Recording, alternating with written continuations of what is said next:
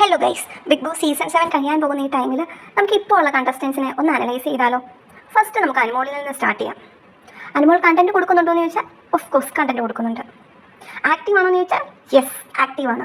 അനുമോളെ ഇഷ്ടപ്പെടുന്ന പ്രേക്ഷകരുണ്ടോ എന്ന് ചോദിച്ചാൽ യെസ് അതുകൊണ്ട്. സ്റ്റാർ മാജിക്ക് മുതൽ അനുമോളെ ഇഷ്ടപ്പെടുന്ന ഒരു വ്യക്തിയായിരുന്നു ഞാൻ. അതുവരെയൊക്കെ നല്ല ഇംപ്രഷനാണ്. പക്ഷേ ബിഗ് ബോസിലെത്തിയപ്പോൾ എക്സ്പെക്റ്റേഷൻസ് ഒക്കെ പോയി. ഇനീഷ്യൽ ഡേയ്സിൽ കിച്ചണിൽ നിന്ന് തന്നെയായിരുന്നു content. Kitchen fights, cooking fights, save ചെയ്യുമ്പോഴുള്ള ഫൈറ്റ്സ്, അങ്ങനെ ഫൈറ്റ്സിൻ്റെ ഒരു ബഫട്ടായിരുന്നു. പക്ഷേ കുറച്ച് കഴിഞ്ഞപ്പോൾ ആ ഒരു കണ്ടന്റ് മാറി. പിന്നെ ആളുകളെക്കുറിച്ച് നെഗറ്റിവിറ്റി ഉണ്ടാക്കി കുറച്ച് സ്മാർട്ട് ഗെയിംസ് ഇറക്കി. അതിൽ പെട്ടുപോയത് ബിൻസി, ശരത്ത്, ആര്യൻ, ജിസേൽ, അക്ബർ ഇവരൊക്കെയായിരുന്നു. മെയിൻ കണ്ടന്റ് പുതപ്പിനടി. ആ ഒരു കണ്ടന്റ് കൈവിട്ടു പോയി എന്ന് കണ്ടപ്പോൾ ഒറ്റപ്പെടൽ സ്ട്രാറ്റജിയായി. പിന്നെ ഒറ്റപ്പെടൽ സ്ട്രാറ്റജി ഓൺ ഫുൾ മോഡ്. എന്തൊക്കെ തെറ്റ് ചെയ്താലും അത് ആക്സെപ്റ്റ് ചെയ്യില്ല, മറ്റുള്ളവരുടെ ഇമോഷൻസ് വെച്ച് കളിക്കും. എനിക്ക് അതാണ് അത്രയ്ക്ക് ഇഷ്ടപ്പെടാത്തത്. പക്ഷേ തിരിച്ചാരും ഒന്നും പറയാൻ പാടില്ല. പറഞ്ഞാൽ പുറത്ത് കളി മാറും. PR-ൻ്റെ കാര്യം ഞാൻ പിന്നെ പറയണ്ടല്ലോ, പറയാതെ തന്നെ എല്ലാവരും കാണുന്നതാണ്.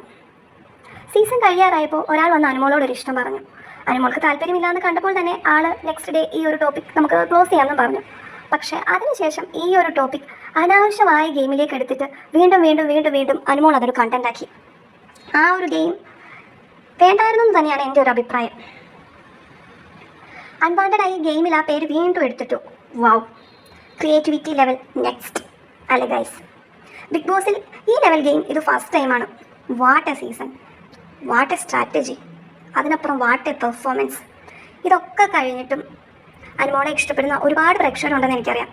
എനിക്കും പേഴ്സണലി അനുമോളോട് ദേഷ്യമോ കാര്യങ്ങളോ ഒന്നുമില്ല. പക്ഷേ ഗെയിം കുറച്ചും കൂടി ജെനുവിനായിട്ട് നീറ്റായിട്ട് കളിക്കാമെന്ന് തോന്നി. കാരണം ഈ കൂടെ കളിക്കുന്ന കണ്ടസ്റ്റൻസിനൊക്കെ പുറത്തൊരു ലൈഫുണ്ട് എന്നുള്ളത് കൂടി ആലോചിക്കണം.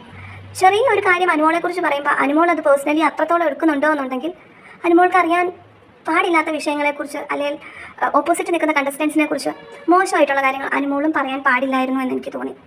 എനിവേ, ഗെയിം കംപ്ലീറ്റ് ആവാറായി. നെക്സ്റ്റ് സീസണെങ്കിലും പുതിയ കണ്ടസ്റ്റൻസ് വരുമ്പോൾ ഈ രീതിയിലുള്ള ഗെയിംസ് ബിഗ് ബോസിൽ എടുക്കാൻ പാടില്ല എന്നാണ് എൻ്റെ ഒരു അഭിപ്രായം. നിങ്ങൾ പറയോ, അനുമോളുടെ ഗെയിംസ് ഇഷ്ടമുള്ളവരുണ്ടാവാം, ഇഷ്ടമില്ലാത്തവരുണ്ടാവാം. എല്ലാവരും നിങ്ങളുടെ അഭിപ്രായം പറയും.